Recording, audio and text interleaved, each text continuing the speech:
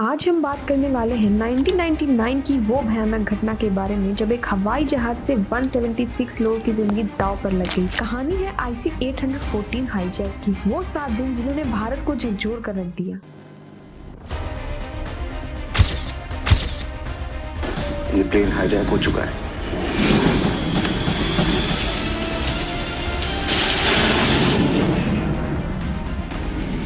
Lahore ATC, we are completely out of fuel. Mayday, mayday, mayday.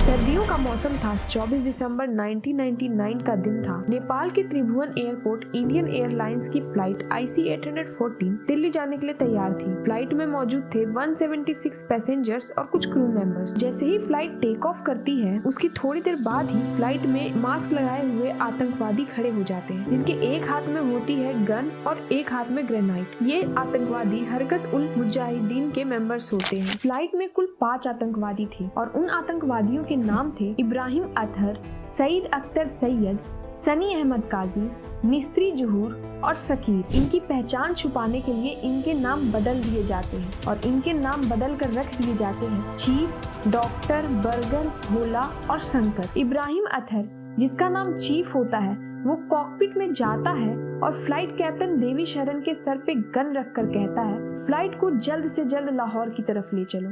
देवी शरण चालाकी दिखाते हुए कहते हैं, फ्लाइट में इतना फ्यूल नहीं है कि लाहौर जा सके, हमें इसे तुरंत रिफ्यूल करवाना होगा।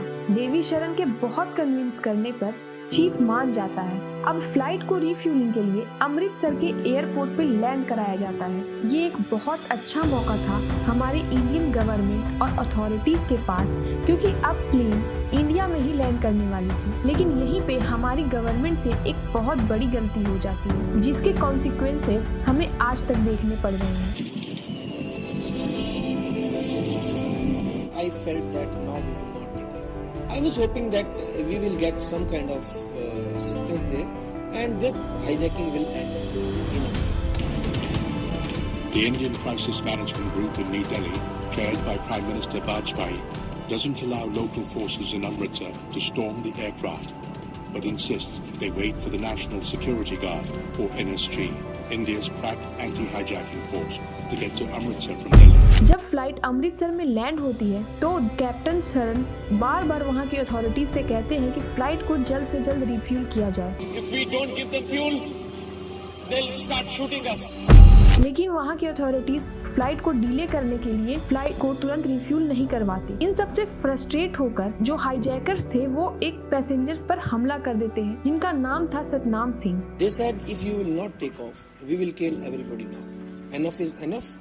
You are not taking off. I said I don't have any fuel. इस घटना की खबर पंजाब के DGP सरबजीत सिंह को 1 घंटे बाद मिलती है, वो भी किसी अथॉरिटीज के थ्रू नहीं, न्यूज चैनल के थ्रू। इससे आप अंदाजा लगा सकते हैं कि यहाँ पे हमारे गवर्नमेंट से कितनी बड़ी गलती होती है। ये खबर दिल्ली के क्राइसिस मैनेजमेंट ग्रुप को भी दी जाती है। तब CMG के ग्रुप एक प्लानिंग बनाते हैं कि क्यों ना फ्यूल टैंकर में पंजाब पुलिस के कुछ ऑफिसर्स को छुपा कर ले जाएं। लेकिन पंजाब की एयर ट्रैफिक कंट्रोल के पास एक और प्लानिंग होती है। वो कहते हैं क्यों ना फ्लाइट के सामने एक टैंकर ले जाके खड़ी कर दी जाए, जिससे फ्लाइट टेक ऑफ ही ना कर पाए।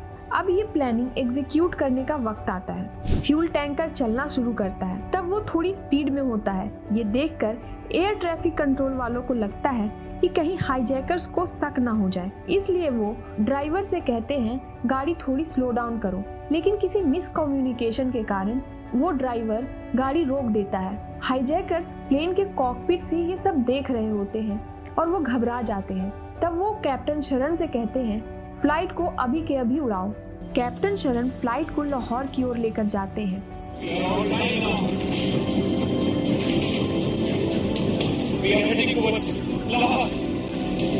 वो लाहौर के ATC से फ्लाइट लैंड करवाने की परमिशन मांगते हैं, लेकिन वो मना कर देते हैं और रनवे की सारी लाइट्स ऑफ कर देते हैं। जब कैप्टन शरण हाईजैकर्स को बताते हैं कि हम यहाँ लैंड नहीं कर सकते और अगर करने की कोशिश की तो हम क्रैश लैंड कर जाएंगे, हाईजैकर्स कहते हैं हमें कोई फर्क नहीं पड़ता, हाईजैकर से प्रेशर में आकर देवी सरन एक लास्ट बार लाहौर के ATC से परमिशन मांगते हैं। इस बार वो कहते हैं अगर हमने लैंड करने नहीं दिया गया तो हम क्रैश लैंड कर जाएंगे। ये सुनकर वहाँ की ATC मान जाती है और वो उन्हें लैंड करने देती है। Now the runway is open for you. Come on the runway. अब लाहौर में फ्लाइट की रिफ्यूलिंग कराई जाती है। इंडिया पाकिस्तान से कहता है कि कुछ भी करके फ्लाइट टेक ऑफ मत होने दो, इसलिए फिर से एक बार रनवे की सारी लाइट्स ऑफ कर दी जाती है। उधर इंडिया इस्लामाबाद में बैठे इंडियन हाई कमिश्नर से कहता है कि वो लाहौर जाकर हाईजैकर से नेगोशिएट करें। तब तक इधर पाकिस्तानी फोर्स भी हाईजैकर से नेगोशिएट करने की कोशिश करते हैं कि एटलीस्ट बच्चों और महिलाओं को छोड़ दो, लेकिन वो नहीं मानते। इंडियन गवर्नमेंट की तरफ से कोई भी नेगोशिएट करने नहीं आता। ये देखकर हाईजैकर्स और भी फ्रस्ट्रेट हो जाते हैं और फ्लाइट में बैठे एक 25 साल के बिजनेसमैन रुपीन कटियाल जो अपनी वाइफ के साथ हनीमून मनाकर लौट रहे थे, उन पर हमला कर देते हैं। तीसरी लैंडिंग इस फ्लाइट की दुबई के अल मिहाद एयरबेस पे की जाती है, जहां कड़े नेगोशिएशंस के बाद 26 पैसेंजर्स को रिलीज किया जाता है। जो पैसेंजर्स रिलीज किए जाते हैं उनसे इंडियन अथॉरिटीज को बहुत सारी इंफॉर्मेशन मिलती है। यहाँ तक आते आते फ्लाइट की कंडीशन बहुत खराब हो चुकी थी, खाने की दिक्कत थी, टॉयलेट ओवरफ्लो कर रहे थे, प्लेन में बहुत अजीब स्मेल आ रही थी। इसी कंडीशन के साथ और बचे हुए पैसेंजर्स को लेके प्लेन फिर से टेक ऑफ करती है और 26 दिसंबर सुबह 8 बजे प्लेन लैंड करती है अफगानिस्तान के कांधार एयरपोर्ट पर। 27 दिसंबर की सुबह इंडियन गवर्नमेंट कुछ नेगोशिएटर्स को कांधार भेजती है। इस टीम को लीड करते हैं विवेक कटजू, जो मिनिस्ट्री ऑफ होम अफेयर्स में ज्वाइंट सेक्रेटरी थे। हाईजैकर्स की डिमांड थी $200 मिलियन रुपए और साथ ही इंडिया के अलग अलग जेलों में कैद 36 कैदियों की रिहाई। काफी नेगोशिएशंस के बाद हाईजैकर्स की डिमांड को काफी हद तक कम कर दिया जाता है। अब 36 आतंकियों की जगह सिर्फ 3 आतंकियों को छोड़ने की बात होती है, लेकिन उन 3 आतंकियों को रिलीज करने के कॉन्सिक्वेंसेस इंडिया को आज तक देखने पड़ते हैं। ऐसा मैं क्यों कह रही हूँ ये आप आगे वीडियो में समझ जाएंगे। जिन 3 आतंकियों को रिलीज किया जाता है उसमें से पहला था मुस्तक अहमद जोरगार, जो एक कश्मीरी मिलिटेंट था और अल उमर मुजाहिदीन का लीडर। ये बहुत सारे खालिस्तानी दंगों और कश्मीरी हमलों में शामिल था। दूसरा था अहमद ओमार सईद शेख। इसने 2002 में एक जर्नलिस्ट डैनियल पर्ल की हत्या की और 26/11 मुंबई हमले में भी यह दोषी पाया गया। तीसरा और सबसे खतरनाक आतंकी मौलाना मसूद अजहर। इसने जेल से रिलीज होते ही एक टेररिस्ट ग्रुप की स्थापना की जिसका नाम था जैसे मोहम्मद, और हमारे देश में आज तक जितने भी बड़े टेररिस्ट हमले हुए उसमें यह दोषी पाया गया। 2001 में हुए पार्लियामेंट अटैक की बात हो या 2016 में हुए उरी अटैक और 2019 में हुए पुलवामा अटैक, ये इन सभी बड़े अटैक्स में शामिल था और इसकी प्लानिंग इसी ने की। अब लास्ट डे 31 दिसंबर हाईजैकर्स की डिमांड सुन ली जाती है और उन तीनों प्रिजनर्स को रिलीज कर दिया जाता है। अब इंडिया को एक्सपेक्टेड था कि तालिबान हाईजैकर्स को किसी तरह अरेस्ट कर लेगा, लेकिन इसकी जगह तालिबान खुद हाईजैकर्स को पाकिस्तान की बॉर्डर तक छोड़कर आता है। इससे एक बात तो क्लियर हो जाती है, कहीं न कहीं इन सब के पीछे पाकिस्तान का ही हाथ था। कांधार हाईजैक सिर्फ एक प्लेन हाईजैक नहीं था, यह भारत के लिए एक सबक था। और अच्छी बात यह है, इससे सबक सीखने के बाद आज तक भारत में कोई दूसरी हाईजैकिंग नहीं हुई। लेकिन सबसे बड़ा सवाल यह है कि उन तीनों आतंकियों को रिलीज करना क्या भारत के लिए एक सही डिसीजन था?